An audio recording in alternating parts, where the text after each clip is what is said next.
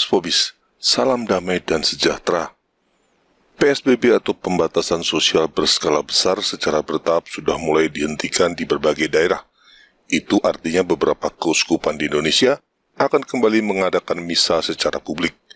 Ini tentu patut kita syukuri.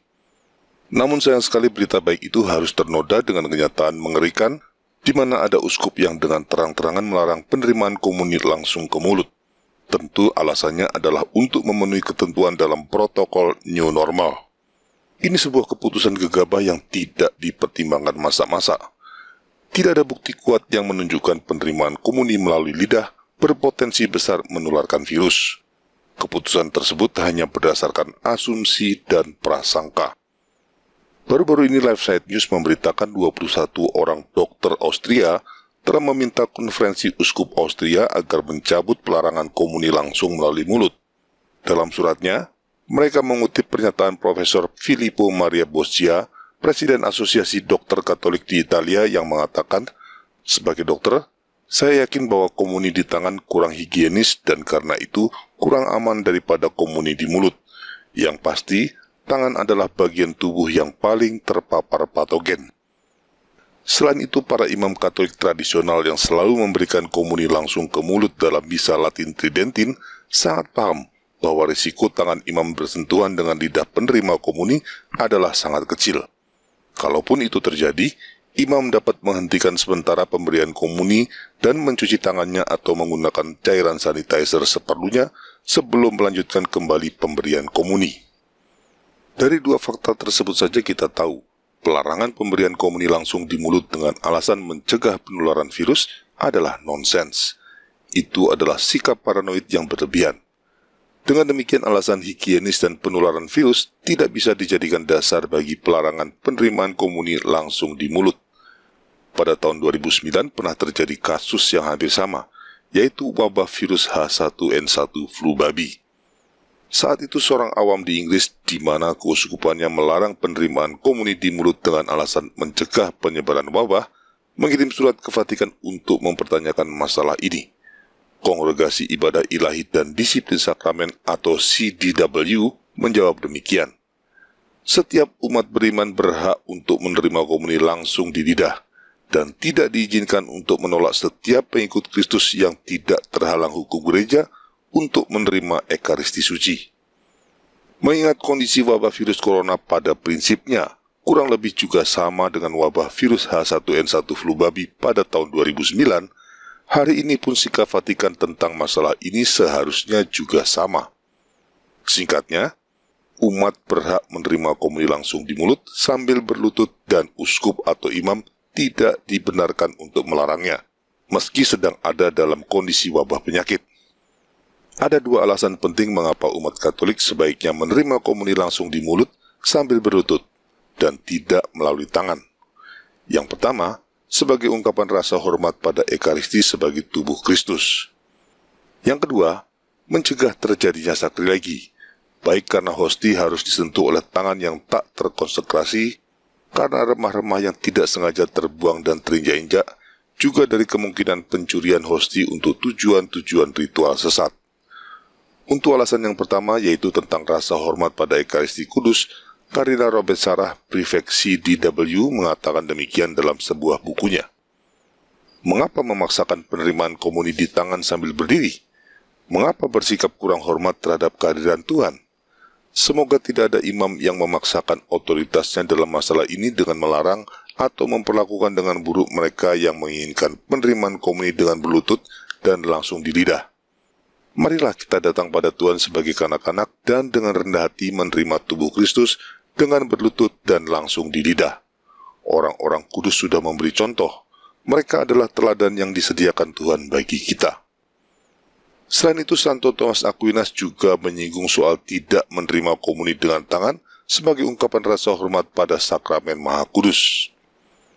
Demi rasa hormat terhadap sakramen, tidak ada yang boleh menyentuhnya selain yang sudah dikonsekrasi. Maka tempat hosti dan piala harus dikonsekrasi. Juga tangan imam harus dikonsekrasi untuk menyentuhnya. Dengan demikian, tidak dibenarkan siapapun untuk menyentuhnya, terkecuali jika diperlukan. Misalnya jika hosti jatuh ke tanah atau situasi darurat lain. Kita juga bisa membandingkan kedua cara penerimaan sakramen Ekaristi ini dengan type-nya di Perjanjian Lama, tepatnya di Kitab Kejadian. Sikap Habel yang memberikan persembahan terbaik dari hewan ternaknya, yaitu anak sulung dari kambing dombanya kepada Tuhan, adalah type atau perlambang dari sikap orang yang menerima sakramen Maha Kudus dengan cara terbaik untuk menghormatinya, yaitu dengan berlutut dan menerimanya langsung di lidah. Sedangkan sikap Kain yang memberikan persembahan seadanya dari hasil buminya adalah type dari sikap mereka yang menerima sakramen Maha Kudus dengan cara seadanya, yaitu dengan melalui tangan dan sambil berdiri. Kita tahu, Tuhan menerima persembahan Habel, tapi mengabaikan persembahan Kain. Demikian juga sekarang kepada kita tersedia dua cara untuk menerima sakramen Ekaristi. Cara yang terbaik, yaitu dengan langsung di lidah sambil berlutut, dan cara yang kurang baik, yaitu menerimanya dengan tangan sambil berdiri. Tentu kita tahu mana yang berkenan bagi Tuhan dan mana yang tidak. Lalu mengapa kita tidak memilih cara yang terbaik dan berkenan kepadanya? Layakkah Ekaristi pemberian terbaik dari Tuhan kepada manusia diterima dengan cara seadanya, sedangkan ada cara yang lebih baik untuk menerimanya? Tentu tidak. Untuk alasan yang kedua, yaitu mencegah terjadinya sakrilegi, kita juga bisa belajar dari Perjanjian Lama.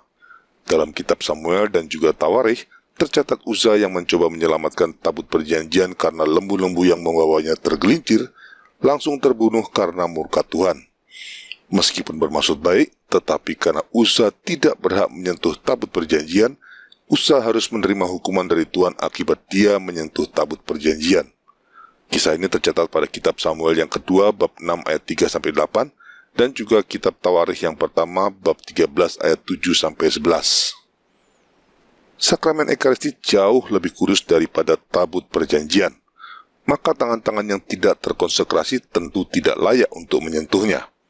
Karenanya, setiap kali komuni kita terima melalui tangan meskipun dengan maksud baik untuk mematuhi protokol kesehatan, kita telah melakukan sakrilegi seperti Uza. Selain itu, penerimaan komuni melalui tangan berpotensi besar menimbulkan remah-remah hosti yang tidak sengaja jatuh ke telapak tangan dan tercecer di lantai lalu terinjak-injak. Meskipun itu hanyalah remah-remah hosti yang kecil, itu tetaplah tubuh Kristus. Dan dengan membuat remah-remah hosti tanpa sengaja tercecer dan terinjak-injak, jelas itu suatu sakrilegi yang sangat mengerikan. Adalah lebih baik mencegah sakrilegi ketimbang mencegah penularan virus. Berikut adalah klip video dari sebuah eksperimen menggunakan hosti yang belum terkonsentrasi.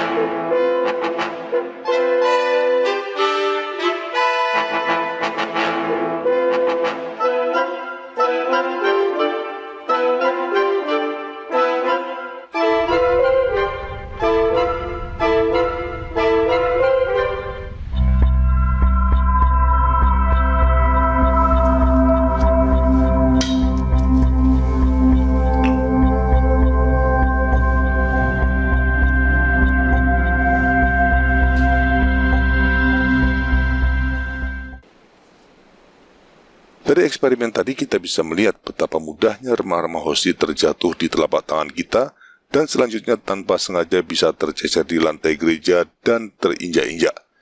Karena kita sungguh percaya hosti yang sudah terkonsekrasi adalah tubuh Kristus, tentu kita tidak ingin hal itu terjadi akibat kelalaian kita. Dengan kedua alasan ini, maka sebaiknya kita tidak lagi menerima sakramen Ekaristi melalui tangan, tetapi menerimanya langsung melalui lidah dengan cara berlutut. Dari sejarah gereja sampai dengan abad keempat memang ada praktek penerimaan sakramen Ekaristi melalui tangan. Setidaknya itu dicatat oleh Santo Cyril dari Yerusalem yang hidup di abad keempat.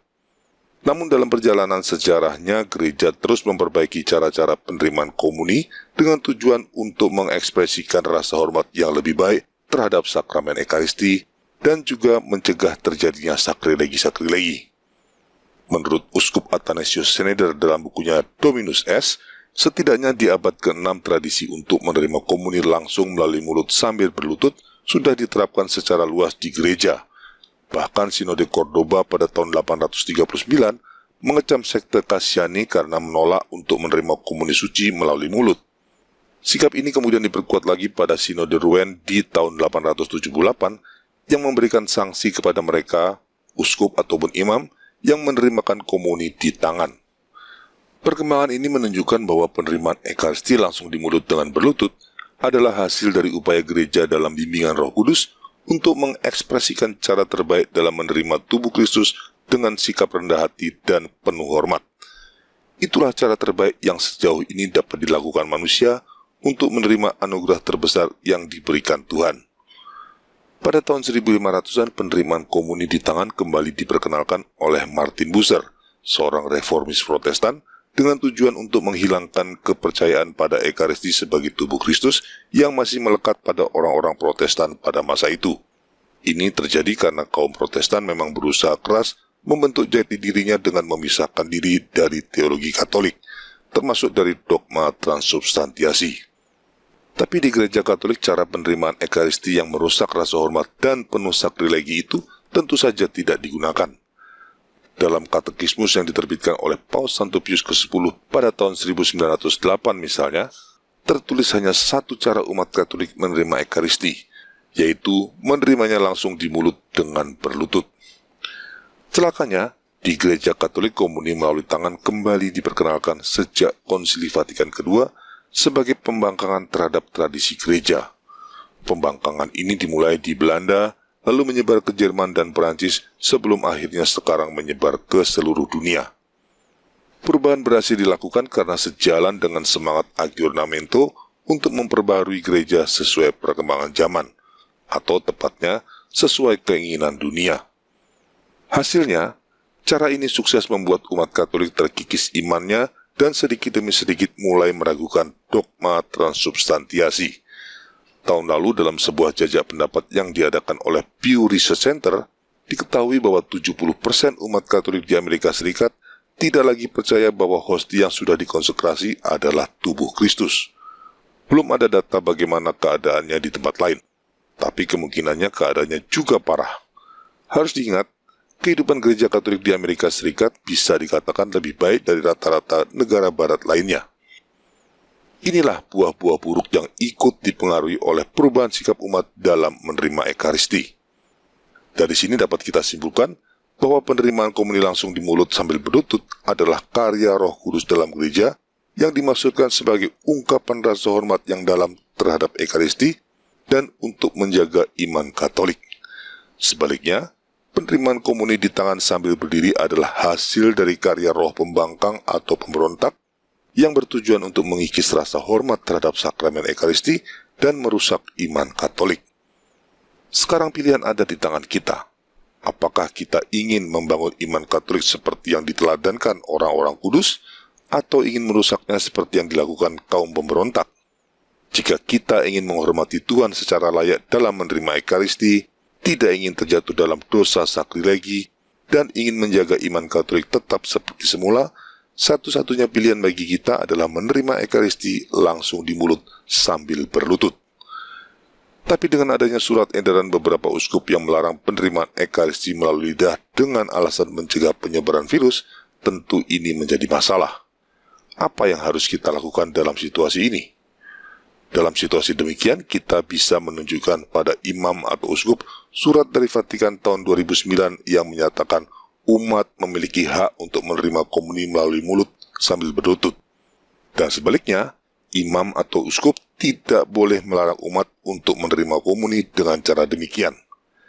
Anda bisa mendownload surat tersebut. Linknya ada di keterangan video. Apabila imam atau uskup masih tetap melarang dengan berbagai alasan, maka cara yang terbaik adalah cukup menerima komuni secara spiritual seperti yang terjadi pada saat PSBB. Selanjutnya, persatukan penderitaan kita yang hanya dapat menerima komuni secara spiritual tersebut dengan penderitaan Kristus di kayu salib. Itu cara yang terbaik. Kita tidak bisa dipaksa untuk menghormati Tuhan secara tidak layak dan melakukan sakrilegi. Dan yang jelas, kita tidak ingin terlibat dalam agenda untuk menghancurkan gereja Kristus. Viva Christore.